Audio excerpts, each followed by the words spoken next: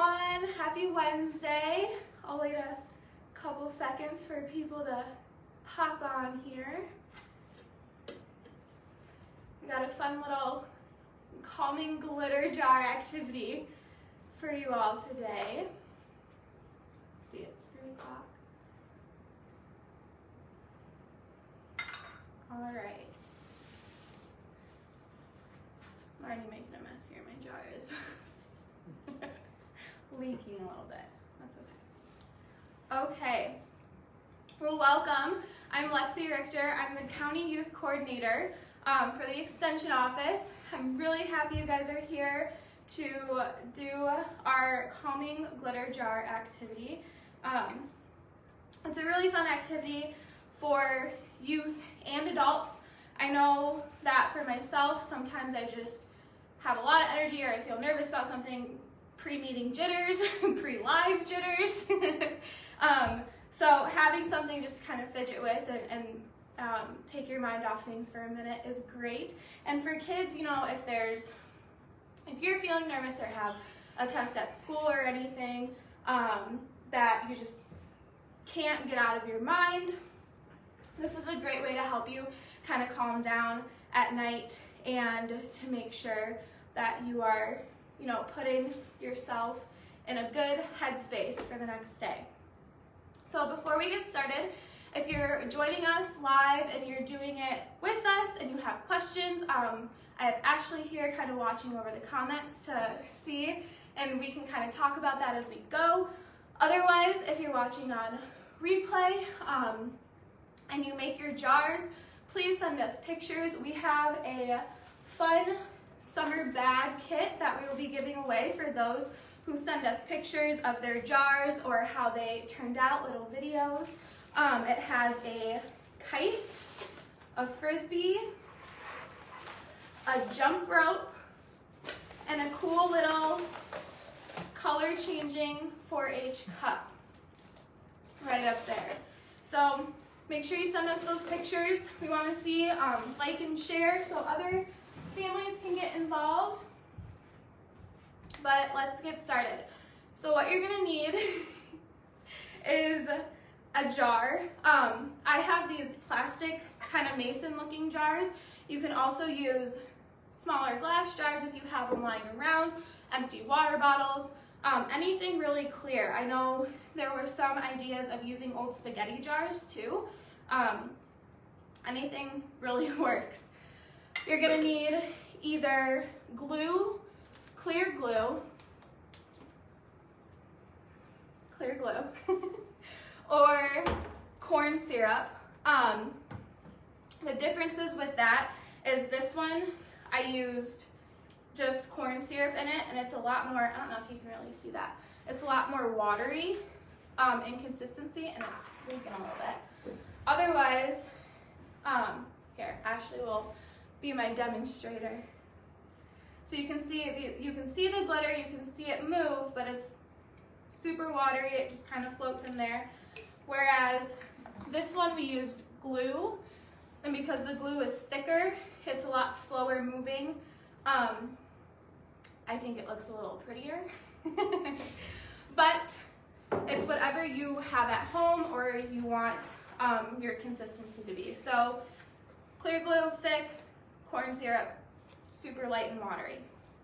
You're gonna need some water. They say distilled water because it helps. Distilled water doesn't have all the contaminants and minerals that tap water does, so it's gonna keep your glitter from going moldy. But if you have bottled water or anything like that, that works too. You'll need a couple cups of it. And then any of your favorite glitter. You can never have too much glitter. So we like to use a lot of it over here. So first what you're gonna do is you're gonna take your glitter and you're gonna make an even layer on the bottom of your jar. So I'm gonna use this white glitter here, and you're gonna put a lot in there. And you wanna make sure it's even. And then I'm also gonna add some red in here. And blue? Mm-hmm. And some blue maybe. I don't know where it would, oh, there we go.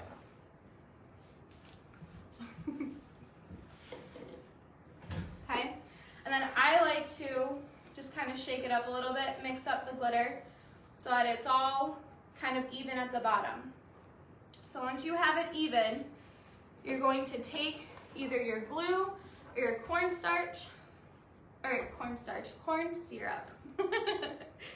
And you're going to fill it up. I tend to go about 1/4 of the way up in your cup at first. You can always add more at the end if it's not as consistent as you want it. So I'm just gonna go ahead and fill it up there. That may be a little more, that's okay. So once you have that, you're gonna go ahead and add your water.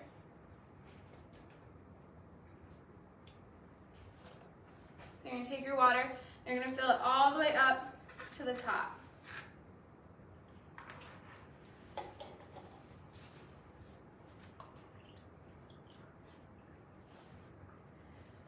Now, I'm gonna use a spoon to go ahead and mix up the glue at the bottom.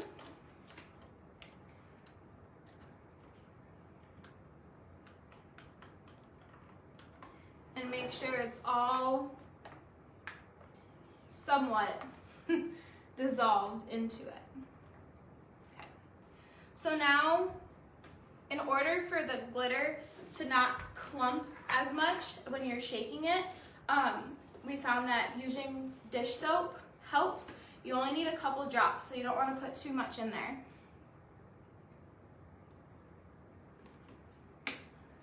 Literally just a couple. And then squeeze it on tight. Go ahead and stir it around so that you get everything mixed up. You can turn it upside down, make sure that lid's on super tight so not everything falls out. And then you're gonna open it back up. No, I turned it on too tight. So if you used the glue or the corn syrup, depending on how much glitter you have, you may have seen that the glitter clumped up at the top. The best way to really fully mix this in is, instead of using a spoon for this part, you're gonna wanna use your finger. They say that your finger is the best way to do it because the natural oils from your skin will help to dissolve and really make it so it's a nice consistency. And you're gonna wanna spin it around the sides of the jar so that it all goes toward the middle. I think I got it. Okay. So once you have that done, if you want more glitter, you can kind of check it out. If you want to add more, you can add more. Do you want to hold my nose? Okay, So as you can see, I don't have a ton of glitter. Most of it's settled. But as it's sitting, if you want to add more glitter, go for it. If not, I think I might add a little more blue. And then to stir it up, you're just gonna put the lid back on quick and mix it up again.